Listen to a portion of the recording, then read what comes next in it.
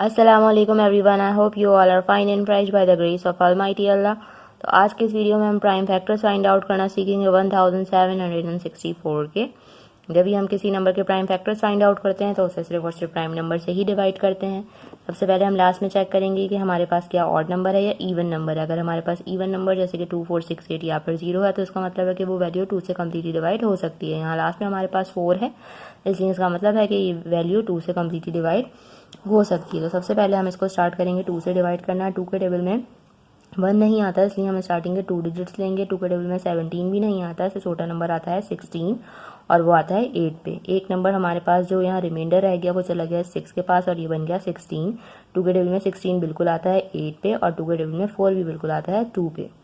ठीक है, अब हमारे पास यहाँ आ चुका है 882। अब दोबारा से हमने इसको डिवाइड करना है 2 से। 2 के टेबल में 8 आता है 4 पे, 2 के टेबल में 8 आता है अगेन 4 पे और 2 के टेबल में 2 आता है 1 पे। अब लास्ट में हमारे पास आ चुका है ऑड नंबर, इसलिए पॉसिबल नहीं है कि हम इसे 2 से डिवाइड कर सकें। 2 से बड़ा है 3। 3 के टेबल में हम चेक करते हैं, इन सबको प्लस करेंगे। प्लस करने के बाद अगर ऐसी वैल्यू बने जो कि 3 का मल्टीपल है, इसका मतलब है कि वैल्यू 3 से कम्प्लीटली डिवाइड हो सकती है।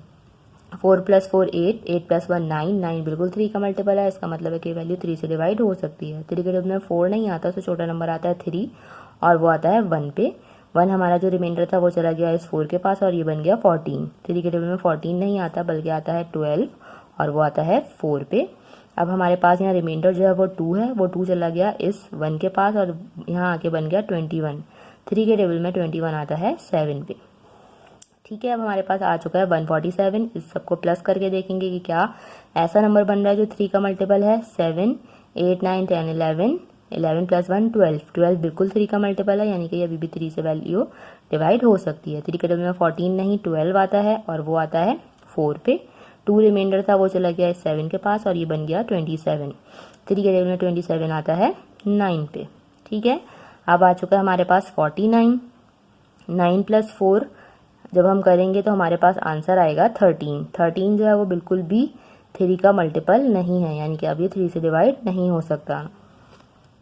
ठीक है, उसके बाद हम 5 से चेक करेंगे। 5 की डिविजिबिलिटी पता है आपको कि जिस नंबर में चेक कर रहे होते हैं उसके नंबर के लास्ट में 5 या फिर 0 होना चाहिए, तभी वो 5 से डिवाइड होता है। 5 से बड़ा जो प्राइम नंबर है वो है 7, तो हम 7 से इसे इजीली डिवाइड कर सकते हैं क्योंकि 7 के टेबल में 49 बिल्कुल आता है 7 पे। ठीक है, और 7 क्योंकि प्राइम नंबर है इसलिए वो अपने ही टेबल से यहाँ डिवाइड हो जाएगा। 7 × 1 = 7। ये आ चुके हैं हमारे पास तमाम प्राइम फैक्टर्स 1764 के, जो कि हैं 2 × 2 × 2 × 3 × 3 ×